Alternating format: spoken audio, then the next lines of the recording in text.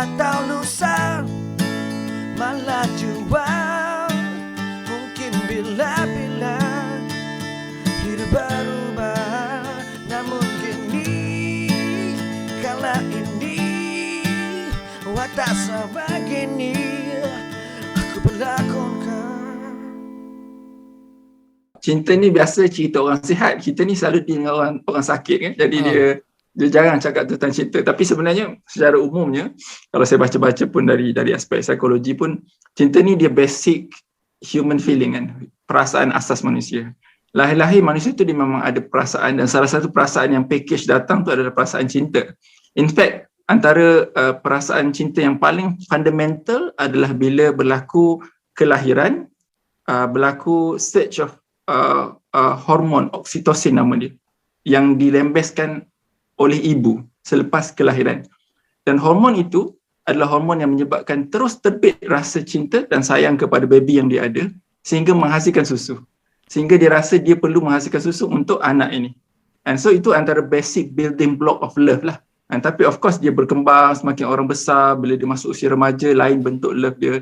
And tapi kalau secara psikologi, selalunya love ni orang kaitkan dengan fasa umur, kalau Erik Erikson, antara psikologis yang bercakap tentang teori perkembangan manusia, dia kata selalunya love ni akan jadi predominant topik ataupun tema dalam kehidupan manusia umur 20 ke 39. Kalau dalam bahasa mudah ni, waktu-waktu kita mencari pasangan lah kan, waktu yang dah start nak fikir, nak kahwin, nak ada keluarga, nak ada anak. And so itu dia punya predominant theme dia lah. And so macam tu lah. And so bila dia ada perasaan tu, it's part of human being lah. Ada juga orang lahir dia tak ada perasaan tu. Ada? Ada? Clinically ada. Dan apa jadi pada dia? Ada condition kita panggil apathy. And apathy ni kalau orang tu dia ada, contoh dia ada, kalau dalam otak kita ni, bahagian otak depan kita ni dia berfungsi untuk kontrol kita punya tingkah laku. So kalau bahagian depan otak kita ni tercedera, sama ada sebab head injury ke, accident ke, ataupun kita ada penyakit, ada tumor, ada barah, ada stroke yang berlaku kat depan ni, kita kalau dalam bahasa istilah perubatan kita panggil frontal lobe syndrome, sindrom otak depan, frontal lobe syndrome. Dan antara gejala dia adalah dia dapat apathy. Apathy ni maksudnya dia hilang perasaan. Dia tak ada perasaan. Sedih, marah semua tu gone, hilang, tak ada. So dia almost macam robot. Sebab tu Allah ciptakan kita punya tempurung kelapa ni, tempurung kepala ni yang paling tebal sekali dekat mana? Kat depan ni. Depan ni paling tebal. Sebab ini tempat yang paling perlukan protection. Sebab once dia damage, dia almost hilang value manusia dia. Dia hilang kemanusiaan dia. So itu dia punya connection. Kita panggil apa? Neurobiological story behind human feelings ni. Ada cara-cara tertentu ke manusia memilih pasangan? Kalau saya baca-baca, bila tanya tentang topik ni, tanya tentang topik ni, saya pun kaji sikit, tengok apa yang ada. Kalau dari segi teori psikologi, dia lihat love ni dia ada tiga komponen. Yang pertama attachment, yang kedua care, yang ketiga intimate. Maksudnya untuk dia rasa cinta pada seseorang tu, dia mesti ada tiga benda ni. Pertama, dia rasa connected, dia attach dengan orang tu. Yang kedua, dia rasa care, dia kisah pada orang tu. Yang ketiga, intimate lah, maksudnya dia ada rasa keinginan untuk mendekati orang tu. Jadi pada saya, apapun formula untuk orang tu dia jatuh cinta, as long as dia jumpa tiga benda ni, saya rasa dia akan terbit perasaan cinta tu. And so bila rasa dia suka duduk dengan orang tu, dan dia kisah pasal orang tu suka, dia suka, orang tu sedih, dia sedih, dan dia rasa tak boleh nak jauh daripada orang tu, dia nak intimate dengan orang tu, so akan terbitlah cinta tu. Saya rasa itu basic formula yang saya faham lah. Sebab saya tak rasa cinta ni benda yang kita boleh value, benda maksudnya kita boleh nilai, kita boleh ukur kan. Sebab kita pun kalau tanya cinta kita tak kat mana, susah nak jawab tu. Kalau orang rumah tanya pun kita susah nak jawab tu. Dia pakai jiwa macam mana pun berpeluh juga nak jawab kalau rumah tanya tu. Adakah cinta cyber tu benar? Dan adakah dia akan menjadi sebahagian daripada evolusi macam mana manusia bercinta? Okay. Saya rasa kalau kita bercakap tentang perhubungan, relationship ataupun human connection ni, dia benda yang sangat dynamic lah. Maknanya dia tak ada satu kita panggil template yang works all the time. And sebab dia kalau kita melihat sejarah manusia itu pun, perhubungan manusia itu dia berubah ikut zaman. Dan kalau kita tengok cara mak ayah kita, datuk nenek kita kenal, mak ayah kita kenal, anak-anak kita kenal, dengan kawan-kawan, dia punya medium tu berbeza mengikut peredaran zaman.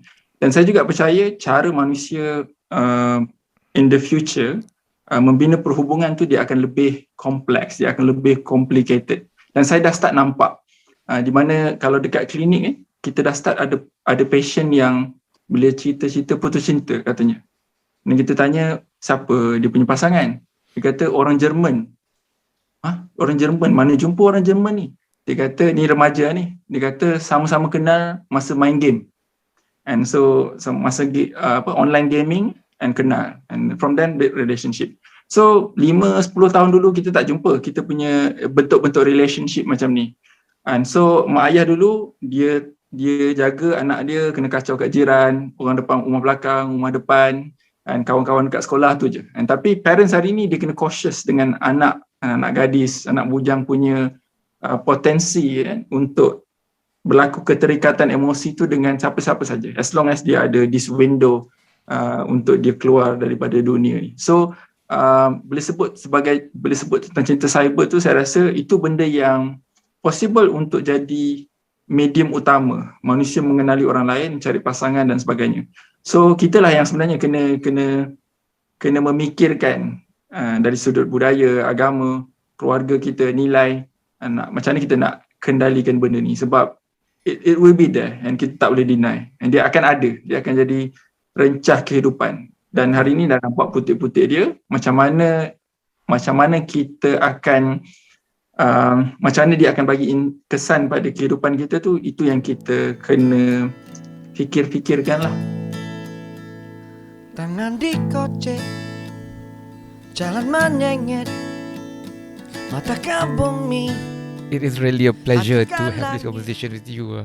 Doktor punya choice of word, pilihan-pilihan kata tepat, bahasa dia cantik, menunjukkan kejernihan pemikiran doktor yang ada tu. Harapnya mesejnya sampai lah. Mesejnya sampai. Sebab saya ni pakai psikiatri. Saya punya majority pesakit saya kanak-kanak dan remaja.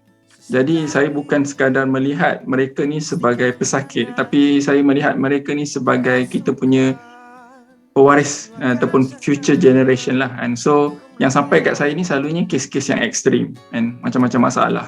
Jadi kadang-kadang ibu bapa dekat luar sana dia tak realise problem ni ada sebab dia tak nampak.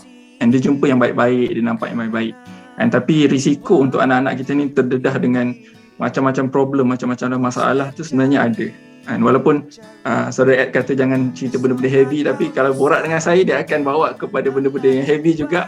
And sebab itu reality. And memang kita kalau boleh nak semua benda yelah light, easy, tapi things are not always easy and light di luar sana lah. So sebab tu kita kena nak tak nak pun kita kena ambil tahu lah, ambil tahu. Tak soal lusa, malah jua. Mungkin bila-bila hidup berubah, namun kini kala ini watak sebegini aku pernah